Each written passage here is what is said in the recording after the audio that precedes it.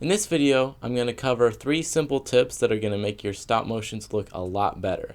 The first being camera movement. You shouldn't move the camera unless you have a really good reason to. It's better to have a boring still shot of a movie than it is to have something that's jumping all over the place. I've seen a lot of beginner stop motions where the camera is just constantly moving and it's just hard to tell what's going on because you don't know what to look at and it's always changing perspectives. Professionals do move the camera a lot.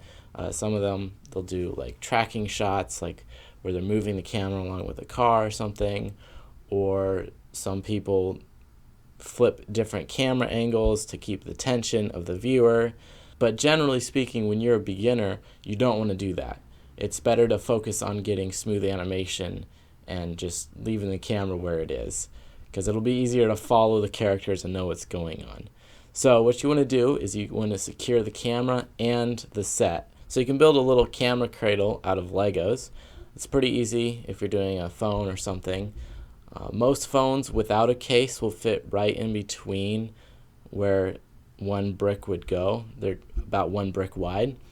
If you put a case on the phone, it's a little more tricky. You might have to use the bricks with the studs on the sides.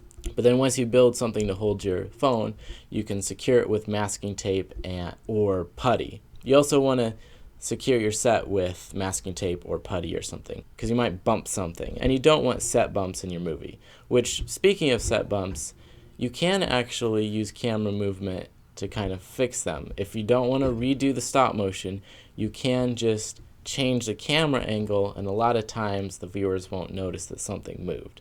You don't want to do this too much, and ideally you just don't want to have a set bump at all, but it is something you can do to easily avoid having to retake the shot. So the second tip is to get the FPS right. So frames per second, or FPS, is the amount of frames that are played per second of video.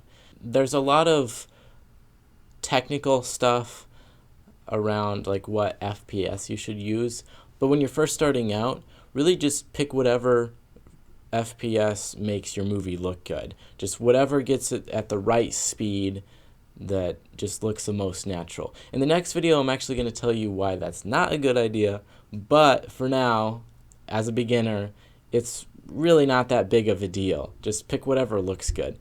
Now, not only do you want the movie to go at a good pace, but you also need the individual components to go at appropriate speeds as well. So minifigure is going to be walking kind of slowly, bicycle is going to be driving a lot faster, and in a car, of course, it's going to be way faster than both of those things. Alright, now we're on to the third tip, which is manual settings. So by default on Stop Motion Studio, it's going to be on auto settings. So it's going to be automatically changing your focus and your exposure when you're taking pictures. Now this is terrible because you don't want very many things to change while you're taking pictures, because then it's going to be changing all the time throughout the movie and it's not going to look very good. So there's a couple options on how to change this. Now it's going to be different for your device.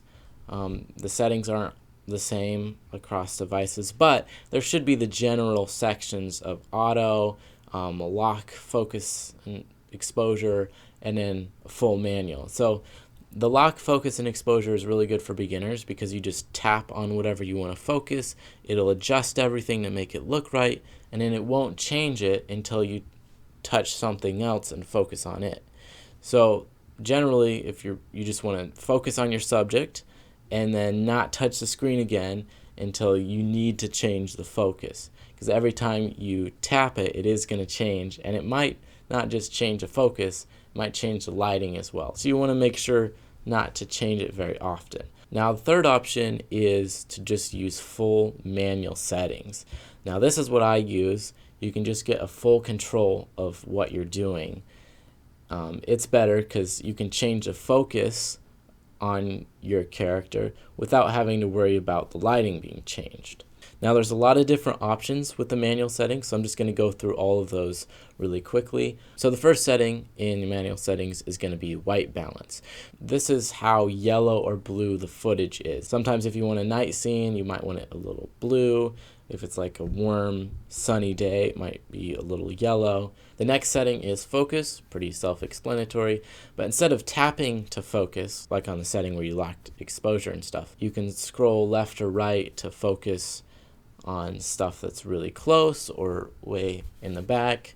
The next two settings are probably the most confusing, ISO and shutter speed. Now these are actual settings on cameras. On some devices these might be just replaced with a simple exposure setting. That's the easiest to do because you just adjust the exposure for the brightness. Now on my phone it's split into the two settings of ISO and shutter speed. Now if I understand correctly, ISO is kind of how much light the sensor lets through. So if you turn it up, the image is going to be much brighter. If you turn it down, it's going to be a lot darker. And then shutter speed is how long the shutter is kind of getting the information, light information. So if you turn that up and down, it'll also change the brightness. That's a very basic explanation of those two things. But for stop motion, I don't think it matters too much. And especially if you're a beginner, just don't worry about what they mean too much.